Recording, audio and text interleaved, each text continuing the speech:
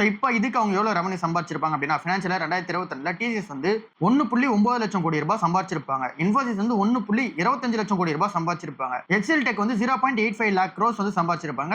விப்ரோ வந்து 0.8 லேக் க்ரோர் வந்து சம்பாதிச்சிருப்பாங்க ஃபினான்ஷியல் 2022. இப்போ வந்து அப்படியே ருப்பி வந்து டிப்ரிசியேஷன் வந்து ஆகுது. அந்த ருப்பி டிப்ரிசியேஷன் ஆகும்போது இங்க 2 லட்சம் கோடி ரூபாய் கிட்ட சம்பாதிச்ச அந்த டிசிஎஸ் கம்பெனி வந்து அப்படியே 2.5 லட்சம் கோடி ரூபாய் வந்து சம்பாதிக்க ஆரம்பிக்கிறாங்க. இன்ஃபோசிஸ் கம்பெனி வந்து 1.25 லட்சம் கோடி ரூபாய் சம்பாதிச்சவங்க வந்து 1.6 லட்சம் கோடி ரூபாய் சம்பாதிக்க ஆரம்பிக்கிறாங்க.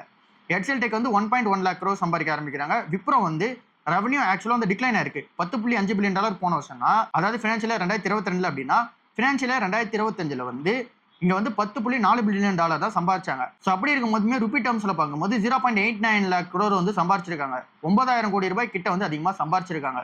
ஸோ அப்படின்னா இதுல இருந்து என்ன தெரியுது, இந்த கம்பெனியோட பிசினஸ் வந்து இங்க டாலர்ல ரெவன்யூ சேமான ரெவன்யூ ஜென்ரேட் பண்ணாலும் கூட ருப்பி விழுற ரீசனால 9,000 கோடி ரூபாய் இந்த கம்பெனியால எக்ஸ்ட்ரா சம்பாதிக்க முடியும் விப்ரோ கம்பெனியால. ஃபினான்ஷியல் 2028 அசம்ஷன்ஸ் நம்ம வைக்கும் போது 100 ரூபாய்ன்றது அசம்ஷன் வந்து இப்போ டிசிஎஸ் வந்து 3.5 லட்சம் கோடி ரூபாய் சம்பாதிச்சிருப்பாங்க. இன்ஃபோசிஸ் வந்து 2.4 லட்சம் கோடி ரூபாய் சம்பாதிச்சிருப்பாங்க.